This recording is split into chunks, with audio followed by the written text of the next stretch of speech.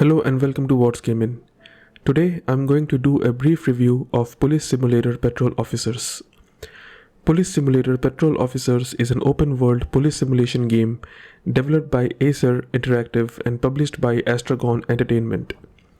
It had a full release on 10th of this November and was in early access before that for a fair amount of time. You start the game in a career mode as a rookie policeman or policewoman in a fictitious city of Brighton in the east coast of United States of America in the state of Franklin, and you're given your first job on your first ever shift to issue parking tickets, which needs you to walk around your police station neighborhood on sidewalks checking if cars are parked as they should be, like ensuring that they are parked beside a valid parking meter, on right direction, not too far from the road or over the sidewalk, not beside a no parking zone or a fire hydrant, etc. And if you find any discrepancies, you're required to issue parking tickets. You might also require to get some cars towed if they potentially disrupt traffic or any emergency situations. For instance, a parked car beside a fire hydrant requires it to get towed because technically if a fire breaks out, that parked car would disrupt the firefighting operations. Or a car that does not have a shift tag and parked on a taxi stand would also require towing.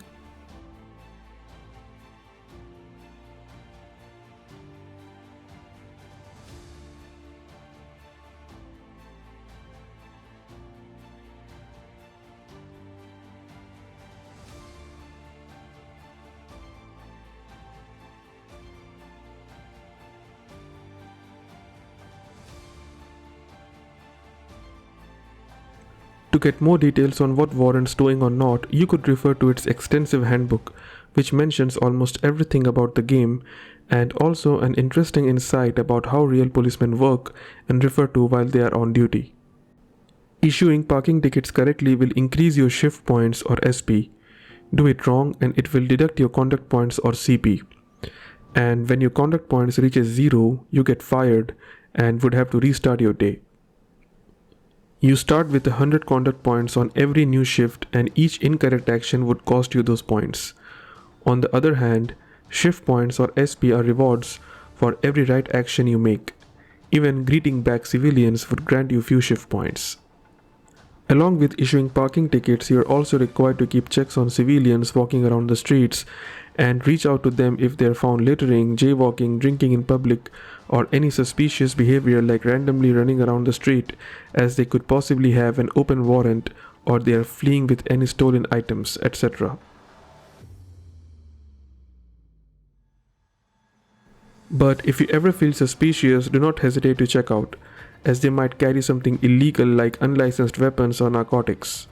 At first you might lose 5 conduct points, but you might end up arresting a potentially dangerous criminal that will reward you with higher shift points and make you proud of yourself, so the call is yours to make.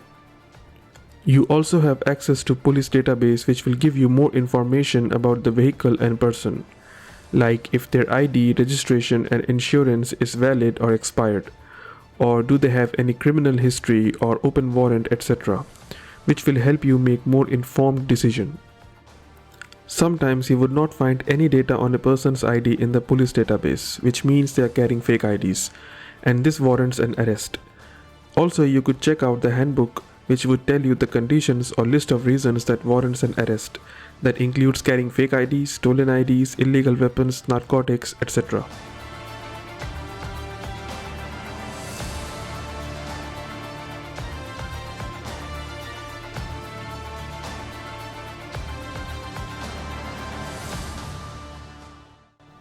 As your shift ends, you will be notified over your walkie and you need to head back to the police station for reporting.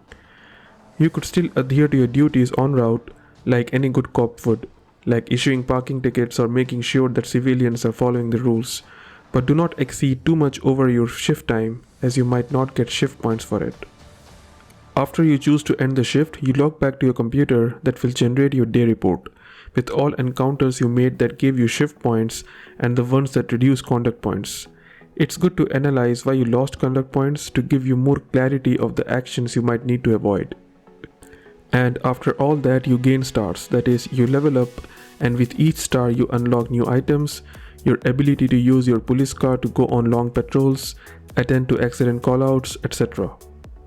Also, you would unlock new locations with more activity, for instance, reporting speeding cars with a radar gun, issuing accident reports to the ones involved in accidents during investigation, searching cars for illegal items, pulling over cars if you find any rule breaks like underglowing lights, loud engine, not following to traffic rules, high carbon emissions, or anything that comes to you as suspicious. One thing that is important to note is that you as a police officer also need to abide by the law, meaning you cannot yourself break any rules and get away with it. Every rule break will also cost you conduct points depending on the difficulty level you're playing on, and might get you fired. If your police car hits a civilian car, you need to get out and apologize to them, and after checking their IDs, assure them that the damage will be covered by the insurance.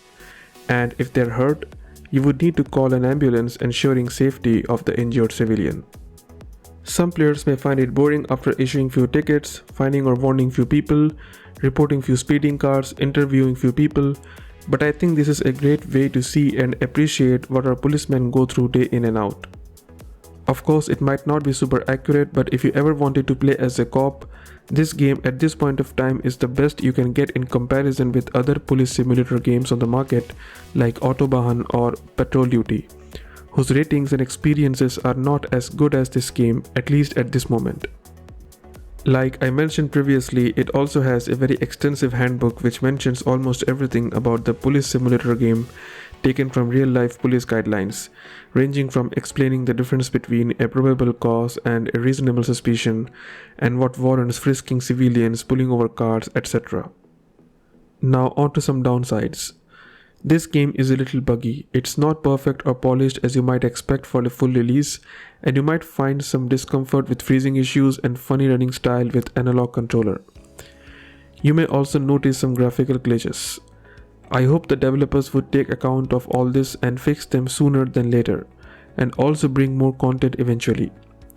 They also have a roadmap which mentions about their upcoming updates, which is a good thing. I believe this game has a lot of potential and can go a long way if developers do not sleep on this and provide regular updates and bug fixes. I personally like this game. It makes me appreciate more about what the cops go through each day for our safety and to keep the city safe. So that was my brief review about Police Simulator Patrol Officers. If you found this helpful and interesting, do like, share and subscribe, and mention on the comment if you are already trying this game and your experience with it. Also, if you have any suggestions, do mention in the comments too. I will come back soon with more content.